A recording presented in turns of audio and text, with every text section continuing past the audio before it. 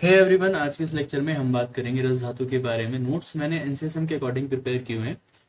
आपको पता है हमारे पास धातु 7 होती है, रस, रक्त, मांस, मेद, अस्थि, मज्जा, शुक्र। तो सबसे पहली धातु है हमारी रस धातु। रस धातु की निरुक्ति की बात करते हैं, यानी कि डेरिवेशन की बात करते हैं, किस तरह से रस वर्ड को ड्राइव किया गया है। तत्र रसगतो धातु आहार गच्छति इत्यतो रसा। ये किसने दिया? आचार्य सुश्रुत ने दिया है सूत्र स्थान की चैप्टर नंबर 14 और 14 श्लोक में बताया गया कि रस क्या होता है? गतिवाचक धातु है, मतलब जिसमें मोमेंट होता है ना। जो प्लाज्मा है आपका, रस को मॉडर्न से कोरिलेट अगर करते हो तो यहाँ पे कहा गया प्लाज्मा।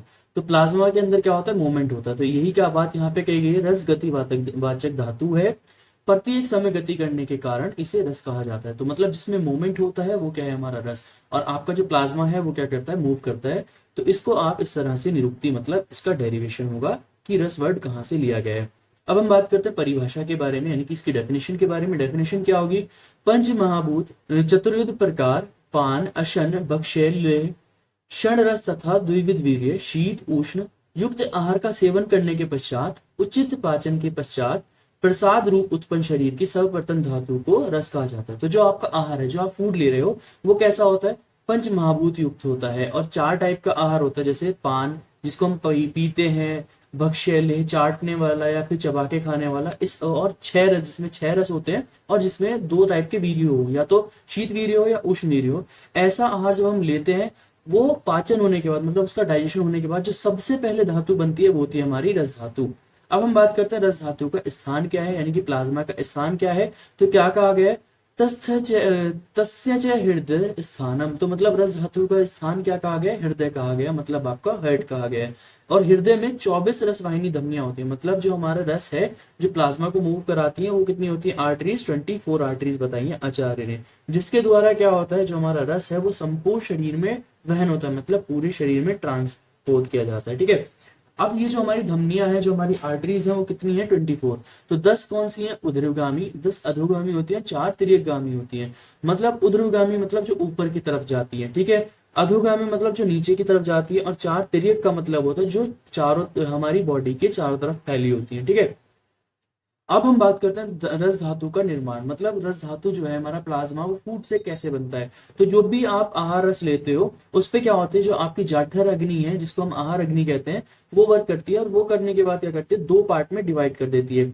पहला होता है प्रसाद भाग, दूसरा होता है किट्ट भाग। प्रसाद भाग मतलब जो हमारा यूजफुल है, ठीक है, जिससे हमें नरिशमेंट होगा हमारी बॉडी का, और न्यूट्रिएंट्स वगैरह हमें मिलेंगे। और दूसरा होता है किट्ट भाग, मतलब आपका एक्सक्रीटरी पार्ट, जो वेस्ट पार्ट है।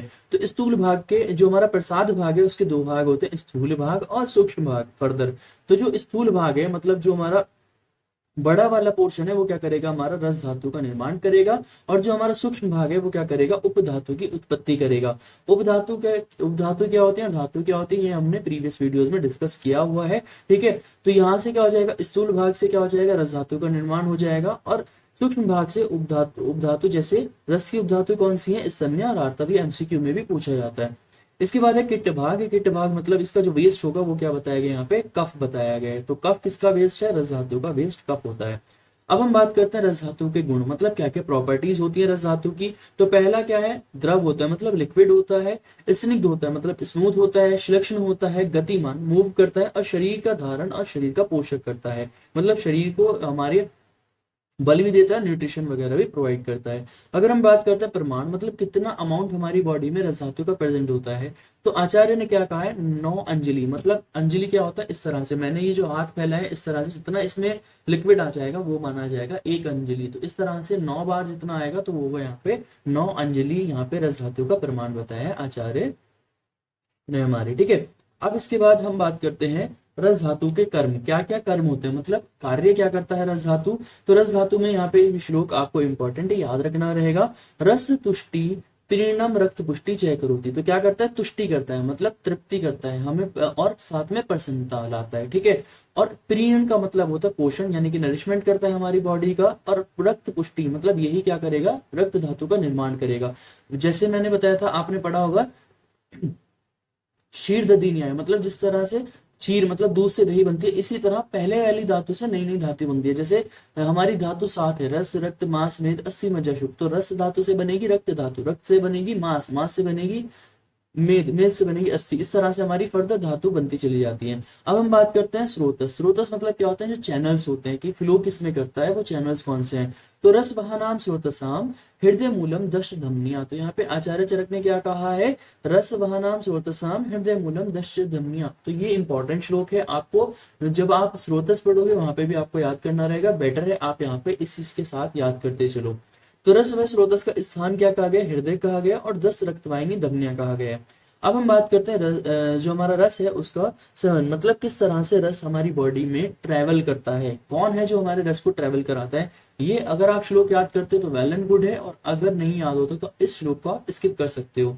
ठीक है, तो यहाँ पे क्या कहा गया है, व्यानेन रस धातु विक्षेषोचित कर्मणा युगपथ सर्वलोपसा देह विक्षिप्यते सदा। ये चरक, आचार्य चरक ने चिकित्सा स्थान के 15वां चैप्टर और 36 नंबर का श्लोक वहां पे बताया है। ये श्लोक आपके लिए इतना इंपॉर्टेंट नहीं है, आपको याद होता है ठीक है, वरना तो आप इसको स्किप कर सकते हो, लेकिन आपको इसका पता होना चाहिए हिंदी।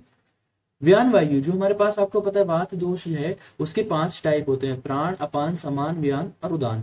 तो जो व्यान वायु है उसका स्थान क्या होता है, हृदय में होता है, और जितनी भी मूवमेंट कराता है वो हमारी बॉडी में वात दोष कराता है। तो प्राण वायु यानी कि व्यान वायु जो है हमारी, सॉरी, व्यान वायु क्या करती है, इस जो उसका स्थान है वो क्या है, हृदय है। तो हृदय में, और हृदय में क्या होता है हमारा रस व स्रोतस का मूल भी कहा गया है। तो यही जो व्यान वायु जो हृदय के अंदर है और उसके अंदर भी हमारा रस धातु है, तो ये क्या करेगी व्यान वायु, उसको प्रेरणा करेगी या ठीक है, और रस धातु को क्या करेगी, संपूर्ण शरीर में मतलब पूरी बॉडी में ट्रेवल कराएगी। तो इस तरह से क्या होता है, हमारा रस का ट्रांसपोर्ट किया होता है। ठीक है, तो रस के ट्रांसपोर्ट में मेन कारण कौन है, हमारा व्यान वायु। अब इसके बाद हम बात करते हैं जो हमारा त्वक सार पुरुष। तो देखो यहाँ पे सार का मतलब होता है जिसके अंदर सारे जो भी हमारा धातु है वो प्रॉपर अमाउंट में हो। ठीक है, मैंने कहा ये रस सार है, तो रस सार मतलब क्या है कि उसके अंदर पूरी प्रॉपर अमाउंट में रस प्रेजेंट है। मैंने कहा रक्त सार पुरुष, रक्त सार मतलब क्या है कि जितना अमाउंट उसकी बॉडी में होना चाहिए था उतनी ही अमाउंट है। ठीक है, तो यहाँ पे कहा गया त्वक सार। तो देखो यहाँ पे रस सार क्यों नहीं कहा गया, त्वक सार क्यों कहा गया, अभी इसके बारे में बात करेंगे।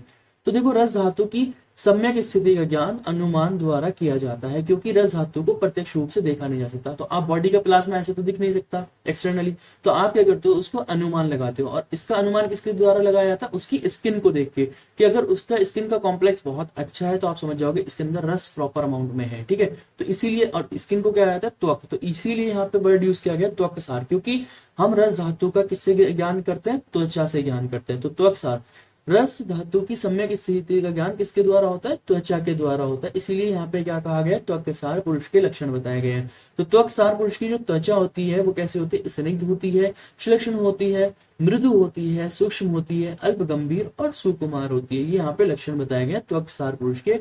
ठीक है, इसके बाद है अगर रस धातु की हमारी बॉडी में ज्यादा अमाउंट हो जाए तो क्या लक्षण मिलेंगे, यानी कि क्या सिम्टम्स मिलेंगे, और अगर उसकी कमी हो जाए तो हमारी बॉडी में क्या क्या सिम्टम्स देखने को मिलेंगे।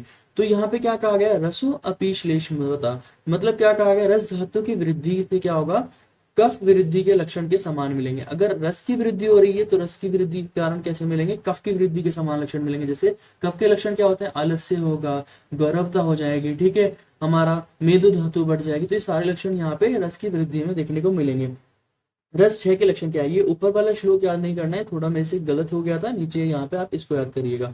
रसे रोक्ष भ्रम शोषो गलानी शब्द असहिष्णुता, ये आचार्य वाग्भट ने दिया है अष्टांग हृदय सूत्र स्थान के अध्याय नंबर 11 और श्लोक नंबर 17 में। इन्होंने क्या कहा है, रसे रुक्ष है, रुक्ष मतलब क्या होगा, शरीर में रुक्षता आ जाएगी, ड्राइनेस आ जाएगी अगर रस धातु कम होगा, थकावट रहेगी, शोष रहेगा, ग्लानी रहेगी, और शब्द जो है वो क्या करेगा, जो पेशेंट है वो जो हमारा साउंड है उसको सहन नहीं कर पाएगा। ये यहाँ पे रस धातु के लक्षण बताए गए। तो ये था हमारा आज के लेक्चर जिसमें हमने रस धातु को पढ़ा। नोट्स का लिंक मैं आपको डिस्क्रिप्शन बॉक्स में दे दूंगा, आप वहां से जाके डाउनलोड कर सकते हो। अगर आपको वीडियो पसंद आया तो चैनल को जरूर सब्सक्राइब कर देना, ताकि मैं इसी तरह से आपके लिए वीडियोस लाता रहूं। मिलते हैं नेक्स्ट वीडियो में, तब तक के लिए गुड बाय।